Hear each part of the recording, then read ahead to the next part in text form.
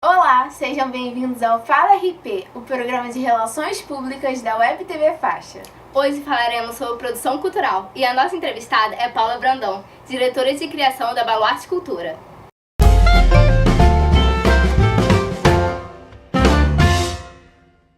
Paula, muito obrigada pela sua presença aqui no estúdio da Faixa. Muito obrigada. Eu que agradeço o convite.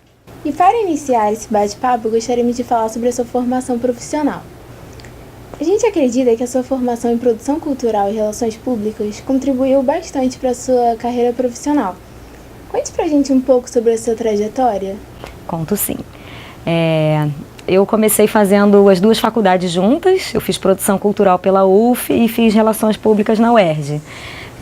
Mas na verdade a minha prioridade de fato foi a produção cultural. Me formei primeiro em produção cultural, mas eu entendi que a formação em relações públicas ela era muito complementar à minha atuação.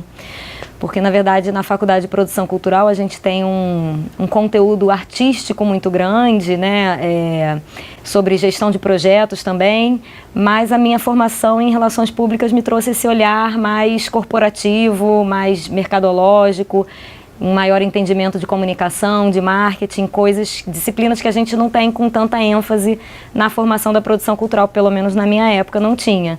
Então eu resolvi dar continuidade à minha formação em relações públicas para poder também ter esse olhar, e eu acho que ele ajudou bastante por trazer essa visão talvez um pouco mais prática na realização de projetos. Como a sua experiência contribuiu para o seu desenvolvimento em empreendedorismo cultural? A parte de empreendedorismo, na verdade, eu não tive muito nas minhas graduações. Eu tive que buscar depois. Eu fiz alguns cursos, eu participei do Iniciativa Jovem, que é um programa de empreendedorismo para jovens. Logo que eu estava iniciando a Baluarte, a gente foi contemplada nesse programa, que é um programa mundial para a formação de jovens empreendedores, e foi ali que eu tive o primeiro contato com o conteúdo do empreendedorismo. Me encantei, obviamente, porque vi ali uma oportunidade imensa de um conhecimento que para mim era muito valioso e que eu não tive na minha formação acadêmica curricular, e foi o que me trouxe esse olhar de como desenvolver a Baluarte enquanto um negócio. Então, na verdade, quando eu me tornei empreendedora, eu não sabia o que era ser empreendedora, e quando eu descobri que eu precisava do empreendedorismo para poder dar conta de todos os meus desejos e todas as minhas vontades de uma forma estruturada, de uma forma profissional, foi no empreendedorismo e na gestão de negócios que eu encontrei esse conhecimento para me ajudar a desenvolver o caminho, a trajetória que a gente vem fazendo na Baluarte. Então, eu acho que se vocês estudantes têm a possibilidade de pegar uma disciplina de empreendedorismo, façam, porque ela, em qualquer situação, mesmo se você não for ser um empreendedor, certamente vai te trazer muito conhecimento para a sua atuação profissional. Então, eu acho que, na verdade, empreendedorismo devia ser uma disciplina em quaisquer formações acadêmicas, não só da área de humanas, da área de negócios, mas eu acho que da área biológica. Eu acho que empreendedorismo é quase que uma postura de vida, né? Então, eu acho que é fundamental para quem quer ter empoderamento para seguir o seu caminho, não ficar só à mercê das oportunidades, mas conseguir pegar as oportunidades e transformar naquilo que você quer fazer da sua vida.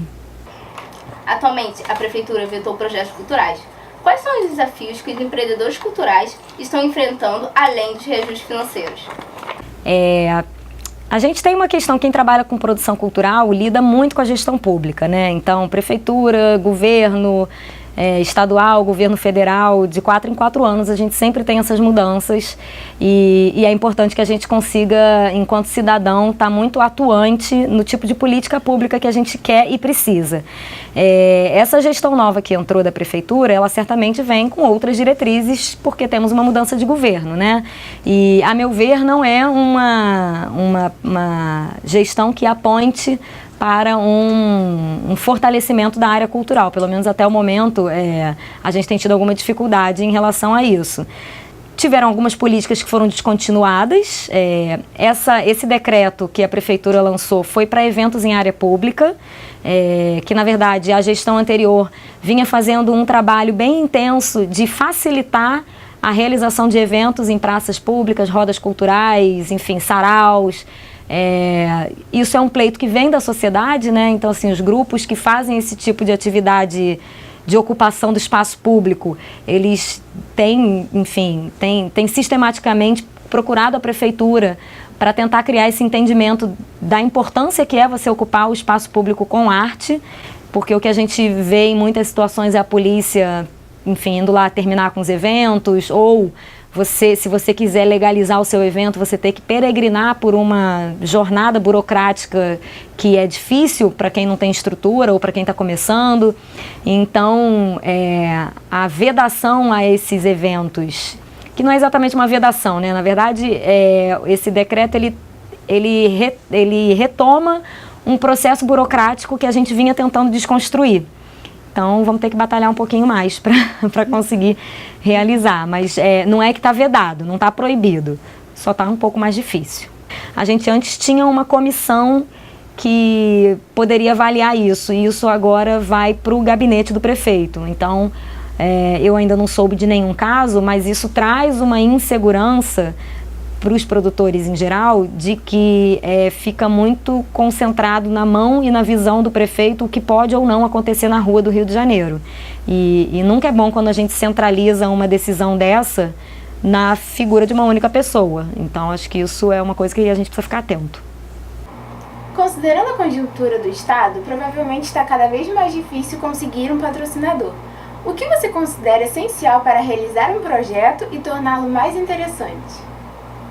Olha, está cada vez mais difícil conseguir um patrocinador. Na verdade, a gente está vivendo ainda, né, uma crise econômica no país, e a cultura, ela certamente é um dos primeiros segmentos a ser impactado toda vez que o dinheiro some. Porque a gente ainda não tem essa clareza, né? Não existe essa clareza de que cultura é uma coisa, uma possibilidade de desenvolvimento sustentável.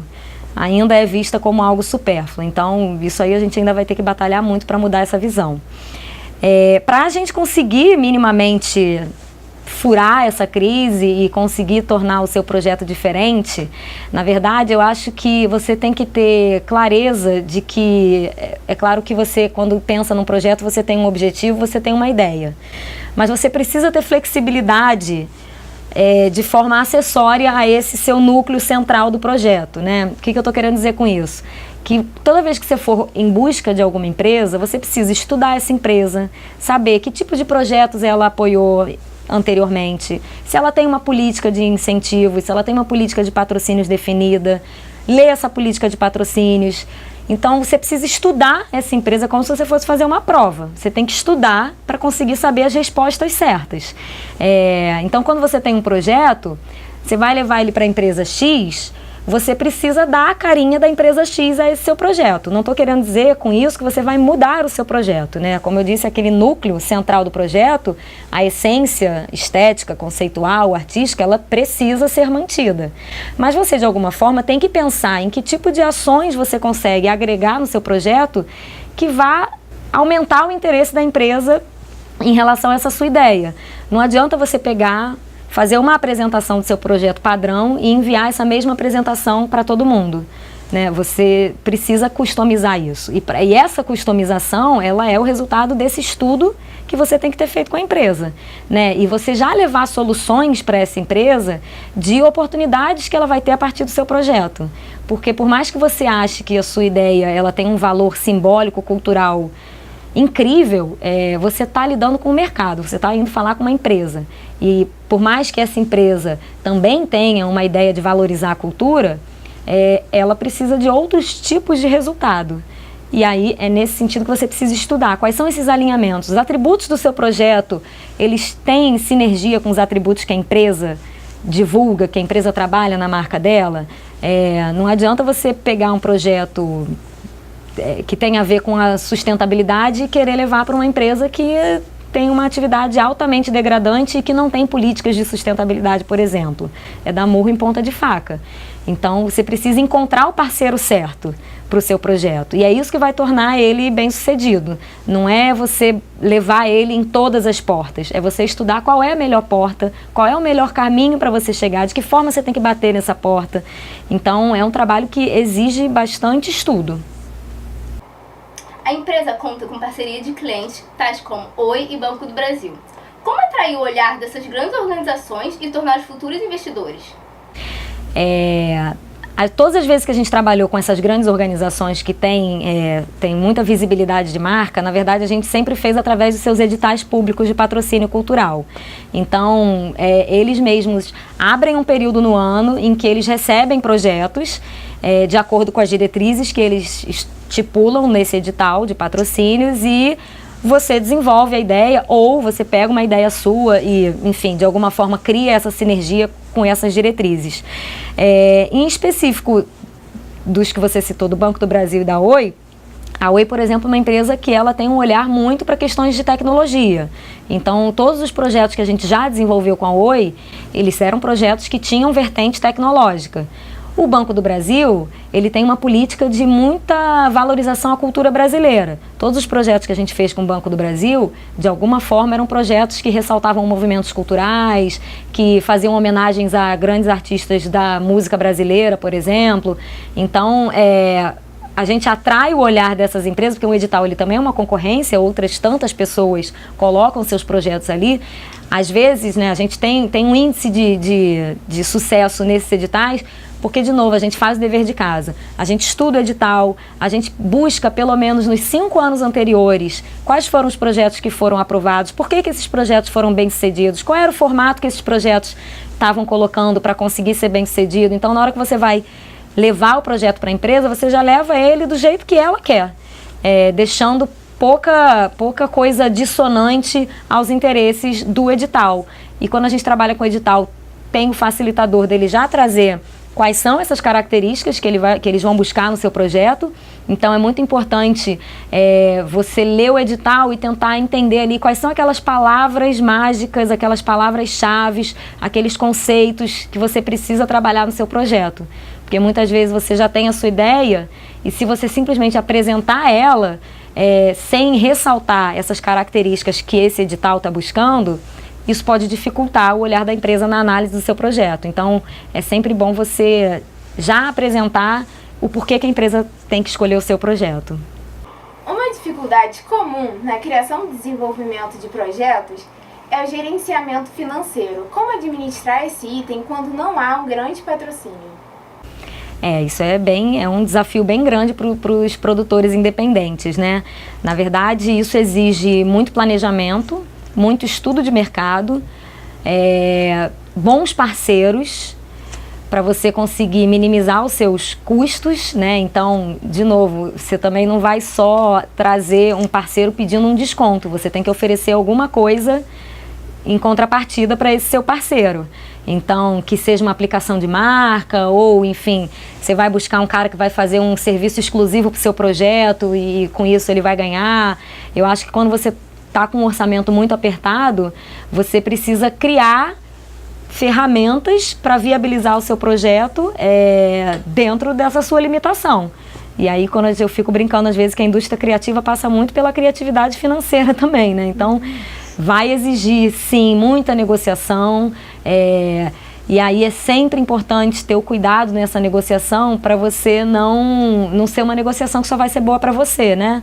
Tem sempre que pensar na parceria ganha-ganha. Então, por que a pessoa vai te fazer um preço menor? O que ela vai ganhar com isso? O que você pode retribuir? Então, eu acho que projetos com pouco orçamento são muito mais difíceis de serem executados porque exigem muito mais estudo e muitas vezes você precisa assumir alguns riscos, né? E aí o importante é só você ter muito bem planejado isso, né? Então, é importante acompanhar muito de perto que tipo de custo vai ser feito, se aquele custo é o melhor investimento para o seu projeto, se existe algum outro fornecedor, se existe alguma outra solução. Hoje em dia a gente tem uma série de tecnologias, aplicativos que muitas vezes podem resolver alguma situação para o seu projeto. Eu acho que em relação à comunicação, hoje em dia, por conta das redes sociais, a gente consegue muitas vezes baratear bastante, né? Então, hoje em dia, os projetos não necessariamente precisam de grandes investimentos em comunicação. Se você tiver criatividade, você consegue fazer isso pelas redes sociais de uma forma com baixo custo e grandes resultados. Então, de novo, é trabalhar a criatividade, até com os números. As leis de incentivo sofrem alterações constantes, mas ainda é um diferencial. Você pode nos contar como é que funciona esse mecanismo? Posso, vou tentar resumidamente, né? A gente, aqui no Rio de Janeiro, a gente tem 3 leis de incentivo, né? A gente pode operar com 3 leis de incentivo. A lei municipal, que é uma lei que trabalha com o ISS, que é um imposto que as empresas de serviço pagam à prefeitura. A gente tem a lei estadual, que é a lei que trabalha com o imposto do ICMS, que é o Imposto sobre Circulação de Mercadorias, e aí normalmente a gente trabalha mais com empresas que vendem produtos.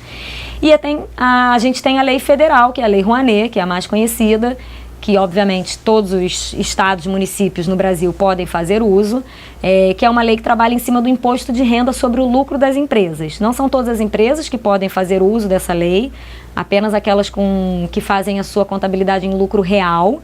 Então isso leva a gente para um bloco de empresas, normalmente empresas grandes, porque empresas pequenas não operam nesse tipo de sistema de tributação.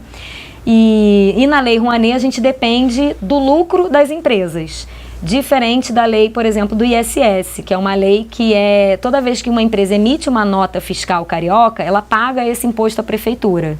Então, independente dela estar tendo lucro ou só faturando, a gente consegue trabalhar com essa lei. Na Lei Rouanet, a empresa precisa, não basta ela ter faturamento, se ela fechar no negativo, ela não tem lucro. Então, a gente não consegue usar esse imposto. E é por isso que, nos últimos anos, com a crise econômica, essa lei ela teve uma queda muito grande. Para participar dessas leis, enquanto produtores, vocês podem ser, para a Lei Rouanet, você pode ser pessoa física, para a lei estadual e para a lei municipal, você precisa ser uma pessoa jurídica. Pode ser um MEI, pode ser uma microempresa, pode ser uma empresa simples, mas você tem que ter uma personalidade jurídica. Você, enquanto pessoa, não consegue pleitear. Na Lei Rouanet, se você for pessoa física, você trabalha com valores diferentes do que uma pessoa jurídica. A Lei Rouanet ela tem abertura para inscrição de projetos de fevereiro a novembro, então durante todo esse período as pessoas podem submeter projetos. A lei do ISS ela tem um período, todo maio, anualmente em maio ela abre inscrição para projetos. Ela abre em maio para realização no ano seguinte. Então, por exemplo, agora em maio de 2017 a gente teve que inscrever os projetos que a gente pretende realizar em 2018. Isso é uma coisa importante também. Toda vez que a gente vai trabalhar com Lei Rouanet, com leis de incentivo, no geral, exige uma antecedência muito grande. Então, se você quer fazer um projeto daqui a 6 meses, isso já é um tempo curto para você fazer uso das leis de incentivo. Por quê? Tem todo o processo de avaliação do projeto na lei de incentivo, que, dependendo da situação, não é muito rápido. Quando você tem a lei de incentivo, você só tem uma facilidade, né? Você está habilitado a captar recursos. Você ainda precisa ir para o mercado para captar esses recursos, para então fazer toda a parte burocrática que as leis exigem, para então depois liberar o recurso. Então é um prazo longo isso, né? Então toda vez que a gente vai pensar em fazer um projeto por lei de incentivo, precisa ter essa antecedência. As próprias leis já exigem um tempo mínimo antes de você apresentar o projeto. Então, por exemplo, na Lei Rouanet você só consegue submeter projetos que têm data de realização em 90 dias. Então, você vai fazer um projeto mês que vem, não dá para usar a lei de incentivo, tem que ser com antecedência, requer muito planejamento e, de novo, precisa estudar bastante as leis, porque elas trazem uma série de regras que mudam, tem que estar sempre acompanhando isso, porque é uma lei. Se você faz alguma coisa errada, você é penalizado. Então, tem que estar sempre estudando e sempre buscando se atualizar. Quais conselhos você poderia dar aos estudantes de relações públicas que gostariam de se aperfeiçoar nessa área? Muito estudo. Primeira coisa, eu acho que é observar bem o mercado, né? Hoje em dia a gente tem muita transparência, em especial no uso da Lei Rouanet. Então tem uma ferramenta que é maravilhosa, que é hoje em dia o site, se eu não me engano, é leirouanet.gov.br. Se botar no buscador Lei Rouanet, certamente vai te levar para a página da Lei Rouanet. Na página da Lei Rouanet tem uma parte que é de acesso ao cidadão. E ali você consegue pesquisar projetos que foram aprovados, quanto eles captaram, você consegue ver minimamente como é que o projeto foi estruturado, quanto que as empresas estão patrocinando. Tem diferentes formas de busca. Eu pesquisei muito ali no início para entender o que pode, o que não pode. Então, em especial na Lei Rouanet, como ela é uma lei federal e ela precisa ser transparente, tem uma série de informações disponíveis na internet sobre os projetos aprovados, sobre montantes captados, sobre como fazer, tem tutorial. Então, a primeira coisa é muito estudo. A segunda coisa é perder o medo de fazer projeto. Teve uma ideia, tenta executar. Começa a desenhar, se planeja minimamente, busca os parceiros. Claro que talvez no primeiro projeto você não vai conseguir um patrocinador, não desanima, conseguir patrocinador é difícil, inclusive para quem está no mercado há anos. Mas o importante é ter experiência. Trabalhar com produção, por mais cursos que você faça, livros que você leia, tem uma característica que é da experiência, da vivência, que, como o nome diz, só a experiência vai te trazer, né? Então, depois de um certo tempo, você já fica um pouco mais esperto sobre que tipos de problemas você vai enfrentar naquele projeto, e aí você, com antecedência, já consegue pensar que formas você tem para evitar, ou, acontecendo o problema, que tipo de atitude você vai tomar. Mas o primeiro passo, certamente, é estudar bastante o mercado, né? As leis de incentivo, elas têm diferentes ferramentas de aprendizagem por aí, né? Tem uma série de tutoriais, tem cursos online gratuitos, mas enfim, eu acho que de toda forma tem muito material disponível para estudo. Então, o primeiro passo é ler a lei. A primeira vez que lê a lei, provavelmente vai ficar com muita dúvida, porque são termos jurídicos, legais. Lê de novo, até você conseguir se acostumar e se familiarizar com todo aquele vocabulário, né? Então, eu acho que é isso. Basicamente, você tem que estudar. E para os alunos interessados em produção cultural, a Baluarte oferece alguma seleção para estagiário ou programa de Jovem Aprendiz? Como entrar nesse mercado ainda na faculdade?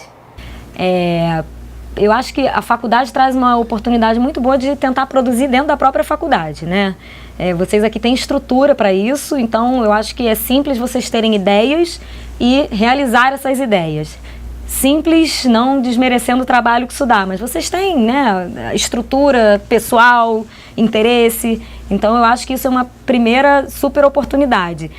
A gente na Baluarte, a gente eventualmente abre processos seletivos. A gente sempre divulga na nossa página no Facebook e no LinkedIn, quando a gente tem processo seletivo. Independente disso, quem quiser mandar currículo para a gente, pode mandar para o baluarte@baluartecultura.com.br.